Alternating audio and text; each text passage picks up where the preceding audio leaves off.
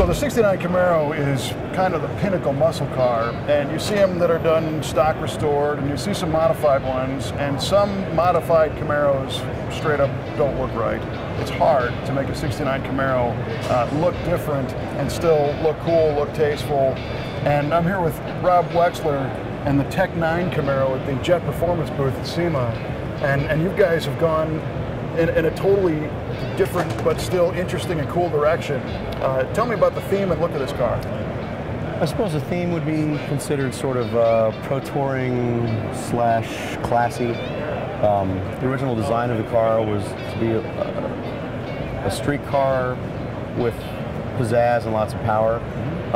As we've gone through our stages of fabrication, it's gone a little bit more towards the pro touring and slammed arena.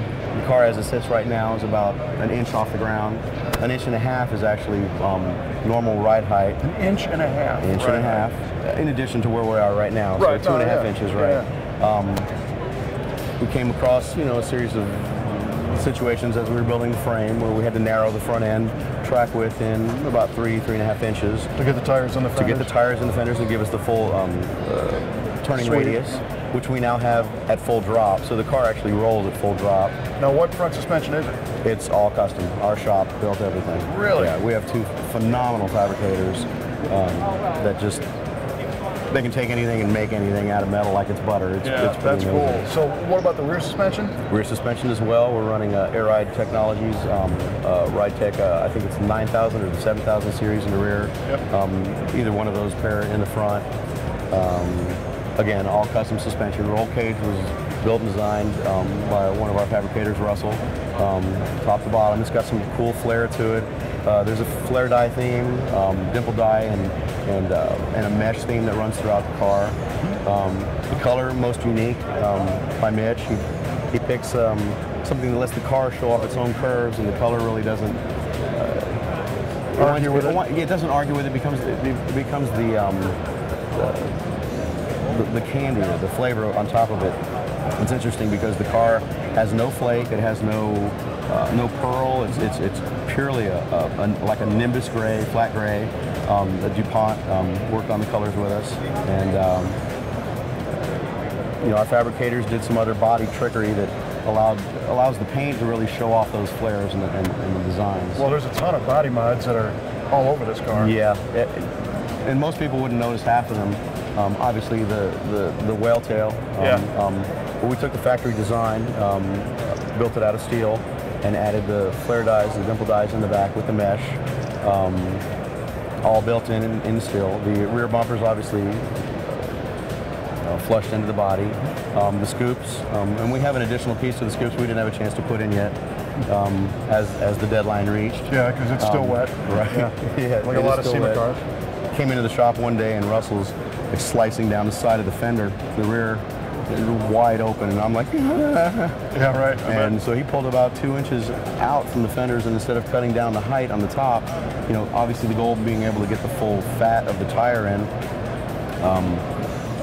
instead of widening the natural design and line of the car, was able to open up the top of the fender and get the tire up to the width that we needed into the.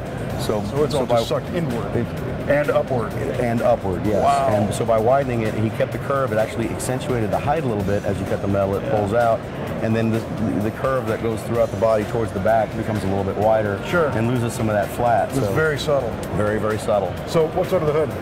Under the hood is a fully polished Street and Performance LS7 that Don Hardy Race Engines went through. Don did a CNC job on the heads. They do great work. He built me a custom cam, and it's sporting some of his one-off valve covers and valley pan covers as well, and coil pack covers. Well, and the interior is just as done as the outside. He had a great design going. It's all leather. It's a beautiful tan, black, and a strange, almost like a speaker grill mesh that winds up on the floor and is an accent in most of the seats. Kyle Hicks of Hicks Designs did our seat work and hung out and went the extra mile for us when it came to the center console and finishing up some of the stuff on the back.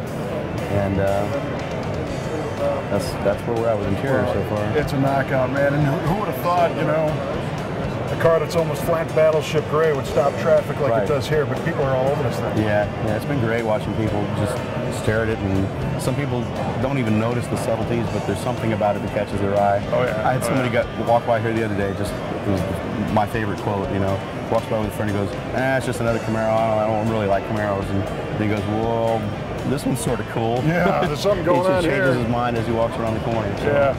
Well, congratulations to you and your team. Thank you very much. We really appreciate it. Very cool car. We're going to spend some time checking it out, man. It's a knockout. Thank you very much. You got it.